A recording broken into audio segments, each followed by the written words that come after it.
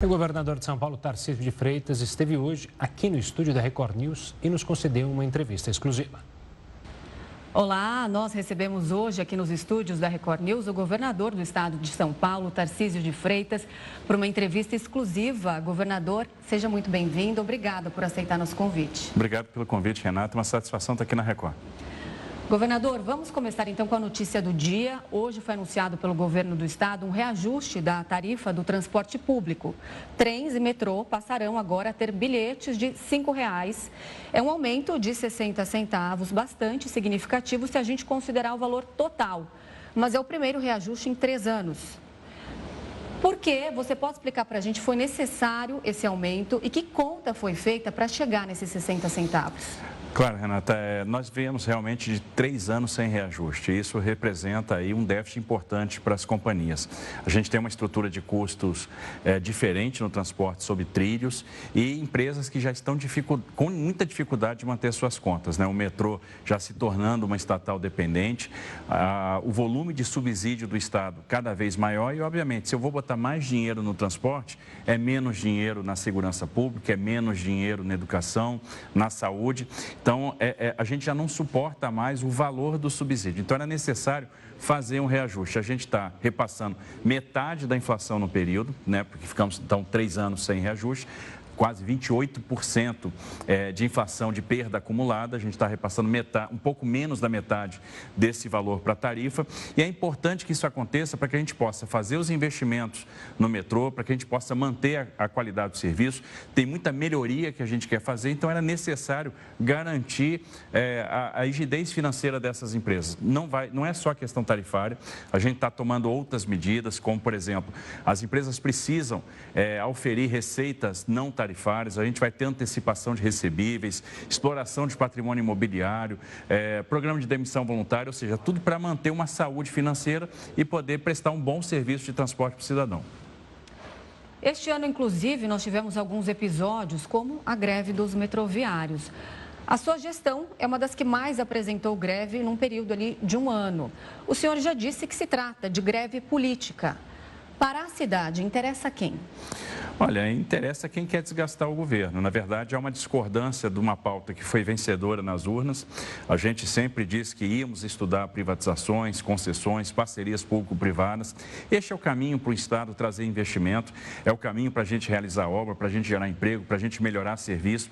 O Estado, com o seu recurso, não consegue suprir essa necessidade. Então, a gente não vai conseguir fazer expansão de metrô, de linhas da CPTM, não vai conseguir universalizar o saneamento básico se a gente não trouxer o investimento privado. E aí há uma discordância com relação àquilo que foi colocado de forma muito clara durante as eleições. Então, a gente travou esse debate naquele momento e agora a gente está fazendo aquilo que é correto, aquilo que vai transformar o Estado de São Paulo, que vai deixar legado. E essa discordância provocou essas paralisações que tinham efetivamente o cunho político, o que é muito injusto. É muito injusto você privar o cidadão de um serviço que é essencial, que é o transporte, desrespeitando inclusive decisões judiciais, por você não concordar de uma linha que foi adotada pelo governo, que foi colocada nas eleições, que foi aprovada agora, legitimada pela Assembleia Legislativa. O que nós estamos buscando fazer é o melhor para São Paulo, é deixar o legado.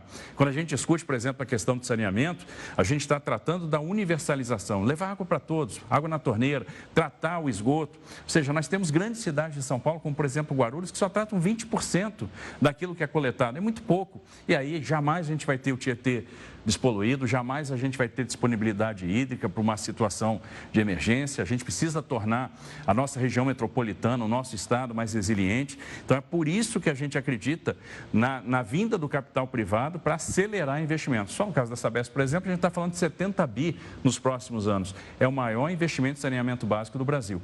E aí tem gente que discorda dessa linha e quer usar a população, né, para manifestar essa discordância, que é extremamente injusta.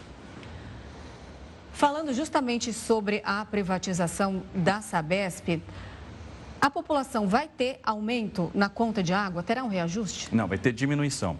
Como é que funciona? Quando a gente fizer a operação de venda, 1/3 do que for auferido pelo Estado, vai para um fundo e esse fundo vai ser aportado na companhia para que a gente possa, sem destruir valor, manter a tarifa mais baixa. Então, a tarifa já sai mais baixa. Ao longo do tempo, o investimento vai sendo feito. E aí, toda vez que você tem investimento, que a base de ativos vai crescendo, a tarifa acompanha. É o que aconteceria no caso da Sabesp se a gente não fizesse a privatização. E aí, novamente, o que está, inclusive, aprovado já na lei que tramitou na Assembleia Legislativa e foi sancionado. Nós vamos usar o dividendo do Estado, nós vamos aportar o dividendo no fundo, isso irá para a companhia, é uma das razões pelas quais a gente está se mantendo na companhia. Então, o Estado de São Paulo vai continuar sendo um acionista relevante para que a gente segure essa expansão da tarifa. Então, a tarifa não vai acompanhar a expansão da base de ativos, porque muita gente diz assim, olha, pode até diminuir no ponto de partida, mas depois essa tarifa vai crescer muito. Não, não vai, porque a gente vai segurar a tarifa devolvendo para o cidadão aquilo que é dele. Então, a melhor forma de devolver, eu devolvo para o cidadão, eu garanto para o cidadão uma participação no resultado da companhia na modicidade, ou seja, na diminuição do valor da tarifa. Entendido. E agora, quais são os outros projetos de privatização de estatais? Olha, nós vamos começar o ano de 24 com a privatização da EMAI. A nossa companhia de água e energia, é um processo que está bastante adiantado, temos tido vitórias regulatórias importantes que vão gerar valor para a empresa e a gente deve fazer essa operação no final de fevereiro, início de março. Na sequência, a gente vai fazer o leilão do trem Intercidades, o tão sonhado leilão do TIC, que é a ligação Campinas-São Paulo. Depois nós vamos ter o túnel Santos-Guarujá, a rodovia do litoral, que pega Mogi Bertioga, Mogi Dutra e toda a SP-55 até o entroncamento com Miracatu. Nós temos os 2 lotes da Via Oeste que devem ser licitados ano que vem. As linhas 11, 12 e 13 da CPTM também deverão ir a leilão ano que vem. A Loteria Paulista, que vai colocar recursos no social, especialmente na saúde. Nós teremos a primeira PPP de escolas da história do Estado de São Paulo e teremos também PPP de habitação. Então, a gente vai usar o capital privado também para prover habitação popular e para fazer construção de novas escolas, principalmente naquelas áreas onde a gente não tem oferta de ensino diurno. Essa semana, o senhor discursou no evento do governo federal e elogiou o PAC. Inclusive, como você mencionou agora, falou desse projeto do trem que liga São Paulo à cidade de Campinas. Esse projeto agora deve sair do papel? Sai do papel. A gente está com leilão marcado para o dia 29 de fevereiro. Temos interesse, temos grupos nacionais e estrangeiros estudando. Com o BNDES, a gente garantiu o financiamento. Então, nós temos o financiamento para a linha 2 do metrô, nós temos o financiamento para o trem Intercidades. Então, a gente foi em Brasília lá garantir pegar a nossa carta de crédito com o banco.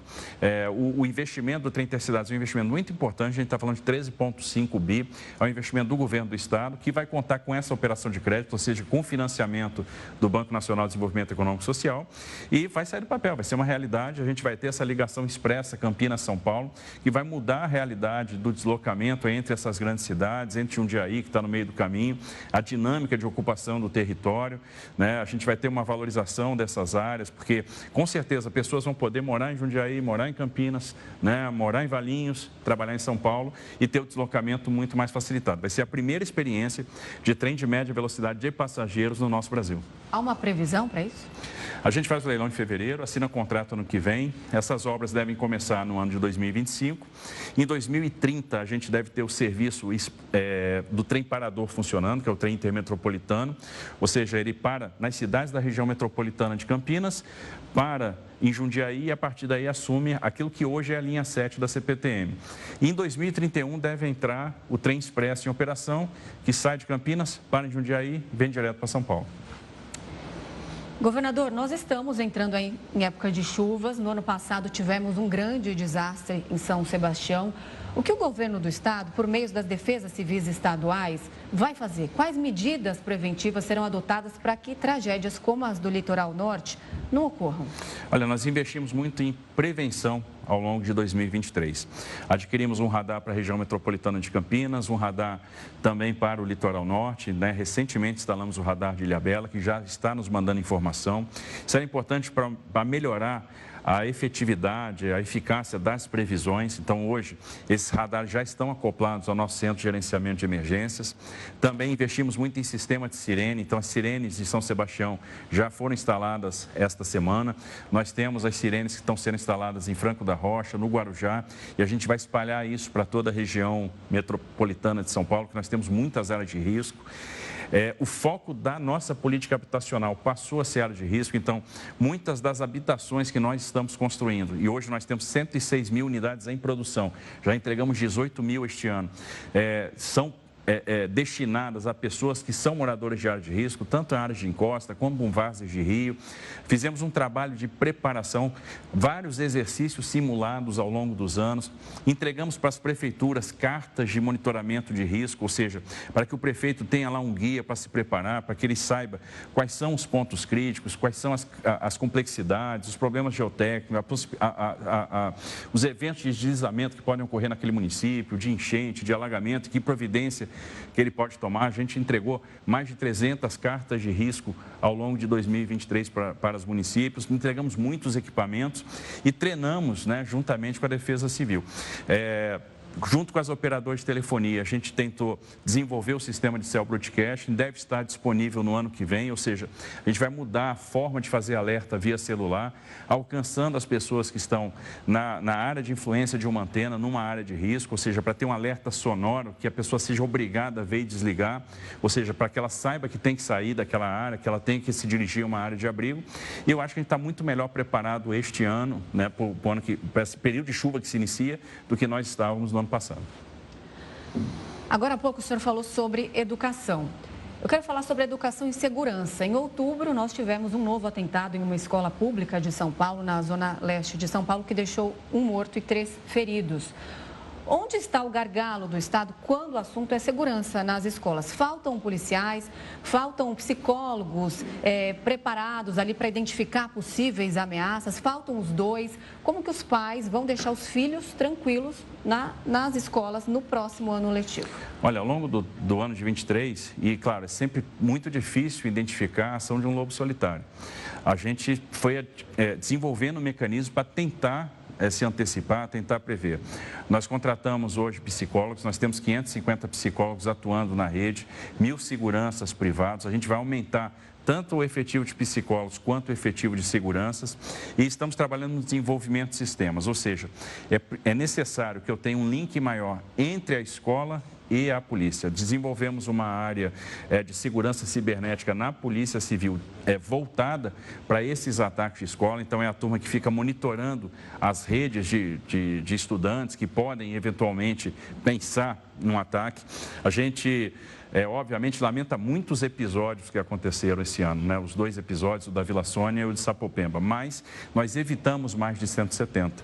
Ou seja, situações que a gente conseguiu monitorar, conseguiu se antecipar, a gente entrou com medidas protetivas no judiciário, fizemos operações de busca e apreensão, apreendemos os menores, conversamos com os pais, coletamos muito material e a gente está desenvolvendo, se aprimorando cada vez mais nessa questão da segurança. Vários profissionais de educação foram treinados para ampliar o nosso programa Conviva, para a gente estar mais atento à rotina, ao dia a dia, às mudanças de comportamento. E esse link, então, vai acontecer de forma mais fluida entre a escola e o setor de segurança cibernética da Polícia Civil e vice-versa. Porque, às vezes, aquilo que é detectado pela inteligência da polícia não chega no psicólogo da escola. E, às vezes, o que é detectado no psicólogo da escola não aciona nenhum tipo de alerta na Polícia Civil. Então, esse link é o que nós estamos fazendo e eu tenho certeza que isso vai aumentar a efetividade, né, dessa segurança que a gente quer promover para as nossas escolas. A ronda escolar é uma realidade, tem funcionado, a Polícia Militar tem estado presente e a gente vai aprimorar isso para evitar o que aconteceu ao longo deste ano. Na semana passada, o senhor lançou um pacote para a revitalização do centro da cidade de São Paulo, ao lado do prefeito Ricardo Nunes. É possível mesmo revitalizar o centro? Tenho certeza que sim, porque o centro é pujante. O centro tem história, tem beleza, ele precisa ser melhor cuidado. Uma das medidas que nós vamos tomar é trazer o centro administrativo, né, criar um centro administrativo do governo do Estado de São Paulo no Campos Elíseos. Por quê? É fundamental que o poder esteja no centro da cidade, para que a circulação de pessoas volte. A gente vai ter a PPP habitacional, ou seja, muitas habitações que nós vamos construir, tanto de interesse social quanto de médio padrão, porque as pessoas precisam voltar a morar no centro, a circular no centro. Teremos aí desapropriação de várias áreas para que a gente possa construir equipamentos públicos. A gente quer fazer um centro de tecnologia, um polo digital no centro da capital. Ou seja, uma série de investimentos que vão trazer a circulação de volta, que vão revitalizar o comércio. Teremos uma atuação muito forte no que diz respeito à segurança pública, aumentando o monitoramento, levando unidades para o centro. Nós vamos instalar 2 novas companhias de polícia, 1 batalhão, né? Instalar uma série de câmeras, integrando essas câmeras com o nosso Copom, com o nosso centro de operações, para que a gente possa mudar essa realidade, que é uma realidade que está subtraindo empregos, né? Nós temos várias ocupações irregulares que a gente quer transformar em moradia digna e enfrentar com muita energia a questão da Cracolândia, que é uma questão que deletéria, é uma questão que afasta realmente negócios, né? E é péssimo para o centro da cidade, afugenta pessoas, destrói o comércio, destrói os empregos. A gente monitorou, mapeou todos os frequentadores da Cracolândia para saber qual é a história de cada um. Cada um tem uma história diferente, precisa de uma abordagem diferente e eu tenho a esperança da gente conseguir fazer um trabalho em conjunto. E é importante que todo mundo perceba que não é uma coisa só do governo do estado ou só da prefeitura. Envolve todo mundo, tem que envolver o judiciário, tem que envolver o Ministério Público, tem que envolver a própria mídia, que tem que pensar como fazer a cobertura. E eu não sei qual é a melhor maneira de a gente cobrir a questão do centro, né, para trazer a esperança de volta, mas eu acho que é necessário a gente construir um grande pacto social em prol do centro da cidade de São Paulo, que vai valer a pena, a gente pode trazer o investimento e o emprego de volta. Vamos falar de férias escolares agora. Há algum reforço em policiamento para essa época do ano, que a gente sabe que principalmente as cidades litorâneas ali ficam lotadas e há ali casos há um aumento de furtos e roubos? Com certeza, a gente hoje está liberando 907 novos policiais que concluíram o seu ano de formação e esses policiais irão compor a Operação Verão, ou seja, estarão na Baixada Santista, estarão no litoral ao longo deste período de férias até pós-carnaval e depois eles vão ficar ou no litoral ou no centro da cidade de São Paulo. Então, metade desse efetivo deve ficar no litoral, metade desse efetivo deve vir reforçar as unidades do centro da cidade de São Paulo. A gente está fazendo a formação de mais 2.700 policiais, nós temos quase 14 mil policiais que estão em processo de contratação e treinamento, ou seja, é fundamental a gente reforçar o efetivo para trazer a segurança. Então, esses 907 policiais que foram formados no dia de hoje descem imediatamente para compor a Operação Verão e garantir, né, melhorar a segurança no litoral neste período de férias. Entrando agora na área política, o senhor pretende participar ativamente das eleições municipais do ano que vem ou ainda é cedo para falar sobre esse assunto? Não é cedo para falar sobre esse assunto e aquilo que a gente tem visto na maioria dos municípios de São Paulo é que nós teremos aliados do governo disputando eleições. Ora, e se eu tenho 2, 3 aliados disputando eleição no município, o prudente, o ideal é não entrar. É não fazer campanha, né? É ficar de fora, porque eu tenho que ter uma relação republicana com os prefeitos, com os atuais, com os próximos prefeitos, para que a gente possa trabalhar em conjunto, assim como eu tenho mantido uma relação republicana com o governo federal. Apesar de não ter alinhamento político, apesar de divergir fortemente das ideias, da linha, né? da forma como o governo tem sido conduzido, tenho mantido uma relação republicana para construir em prol do Estado de São Paulo.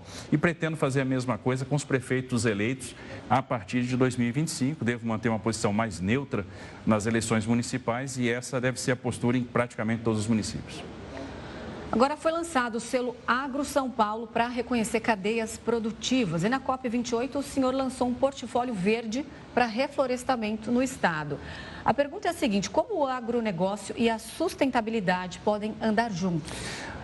Já tem andado juntos e a gente tem que sempre considerar que o agro brasileiro é um dos agros mais sustentáveis do planeta. A gente produz em muito menos área do que outros países, a nossa produtividade é cada vez maior por causa da questão da tecnologia, a gente tem a proteção de áreas de mananciais, um código florestal extremamente rigoroso. Cada vez mais cresce aqui no Brasil a integração pecuária, lavoura, floresta, e isso aumenta também a produtividade em todas as atividades. O Brasil é um país que tem tudo para liderar o processo de transição energética. Nós temos patrimônios que vão trazer para o Brasil essa posição de liderança. A cana-de-açúcar é um exemplo típico.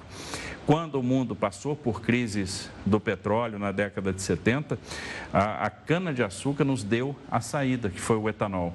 E hoje a cana-de-açúcar nos apresenta várias saídas, um leque de opções. Biometano, o hidrogênio verde, que vem da reforma do etanol, o combustível sustentável de aviação, o etanol de primeira e segunda geração. Ou seja, a gente tem uma vantagem competitiva relevante. E a partir do momento que a gente vem fazendo a regularização fundiária, garantindo a segurança jurídica no campo, várias empresas têm investido pesadamente aqui em reflorestamento. Nós temos algumas empresas no oeste do estado hoje investindo meio bi, já observando, já mirando esse mercado de crédito de carbono que está nascendo aí, que está crescendo. E a gente tem estimulado esse tipo de atividades. O governo do estado de São Paulo vai fazer o maior programa de reflorestamento da sua história. A gente está reflorestando com mata nativa 40 mil hectares, é um investimento bastante pronunciado. A gente vai aumentar a nossa reserva florestal e dar um grande exemplo aí para todo o Brasil. Agora o assunto é saúde. São Paulo chegou ao maior número de transplantes dos últimos anos. Foram realizados 7.200, um aumento de 7% em relação a 2022. Em setembro foi lançado o programa Sou Doador. O Sistema Público de Saúde de São Paulo está pronto para receber esse aumento de demanda? Está pronto e a gente, obviamente, está investindo muito em capacidade. Quando nós chegamos, nós tínhamos muitos leitos fechados, aproximadamente 8 mil leitos fechados, uma situação bastante complexa e uma fila muito pronunciada que ainda é derivada do período de pandemia. Foi feito um esforço muito grande, inclusive financeiro, de abertura de leitos. Abrimos praticamente 2 mil leitos no ano de 2023 e realizamos 1 milhão de cirurgias eletivas, ou seja, 1 milhão de pessoas que saíram da fila ao longo deste ano. E a gente sabe que tem muito a fazer. Como é que o Estado está se preparando? A gente está atuando primeiro na questão financeira, ou seja, combatendo o subfinanciamento da saúde. E para isso nós criamos 2 iniciativas importantes. A Tabela SUS de São Paulo, que é um complemento à Tabela SUS federal, ou seja, hoje a Tabela SUS, que vem congelada há muitos anos, não remunera adequadamente os procedimentos. Então a gente, com a Tabela SUS paulista, a gente complementa, remunerando 2,5 vezes, 3, 4, até 5 vezes determinados procedimentos, inclusive, por exemplo, hemodiálise, para que a gente possa ter ampliação dos leitos e aumento da quantidade de procedimentos sendo realizados, ou seja, a gente vai alargando a rede. O outro incentivo financeiro é o incentivo de gestão municipal, ou seja, o aumento do valor per capita que vai ser repassado para os municípios para a atenção básica. Então, a gente quer investir muito na atenção básica, porque se a gente melhorar a cobertura na atenção básica, a gente descomprime as urgências e emergências. E do ponto de vista estrutural, nós vamos atacar em 2 frentes, a saúde digital e a regionalização. E com a saúde digital e a regionalização, a gente vai ganhando eficiência na rede, usando aqueles equipamentos que hoje são subutilizados, principalmente os hospitais de pequeno porte que circundam os grandes hospitais terciários das sedes das regiões administrativas, aumentando também a capacidade. Então, a gente vai estar cada vez mais apto, cada vez mais preparado para fazer procedimentos, inclusive procedimentos de complexidade. Inauguramos o Hospital de Bebedouro, inauguramos o Hospital Regional do Alto Tietê. Hoje temos em construção, e ano que vem a gente entregará o Hospital de Cruzeiro, o Hospital de Franca, o Hospital de Peruíbe, o Hospital de Bertioga, o Hospital de Barueri e vamos construir o Hospital de Tapetininga, algum hospital na região de Araçatuba, provavelmente deverá ser em Birigui, para que a gente possa aumentar também a cobertura.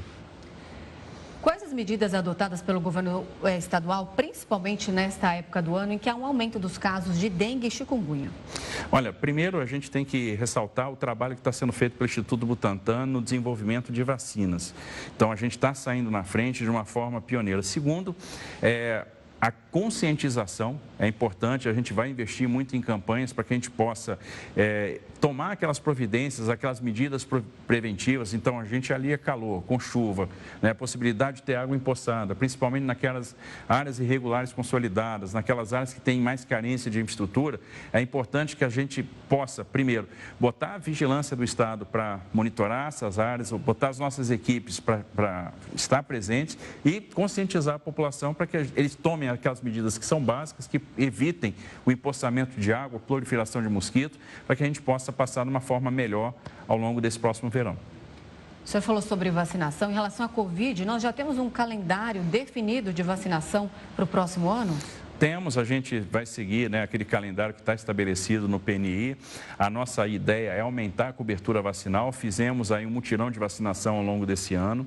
E, inclusive, a cobertura vacinal é um dos indicadores de desempenho para o incentivo de gestão municipal. Ou seja, quanto mais o município vacinar, mais recurso per capita ele vai receber. Ou seja, a gente está ampliando muito o repasse de dinheiro para atenção básica. A gente sai de um per capita de R$ 4,00 para um per capita que vai variar de R$ 10,00 a R$ 35,00, e esse repasse vai estar vinculado ao atingimento de determinadas metas.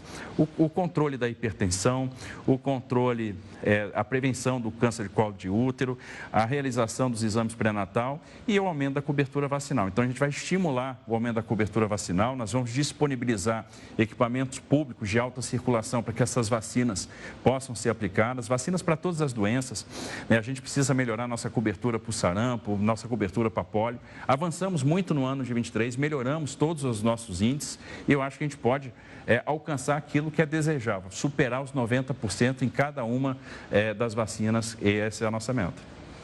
Tá certo. Governador, eu e toda a equipe da Record News agradecemos a sua presença aqui nos nossos estúdios. Muito obrigada, até uma próxima. Renata, eu que agradeço, obrigado pela oportunidade e contem sempre conosco. Até mais.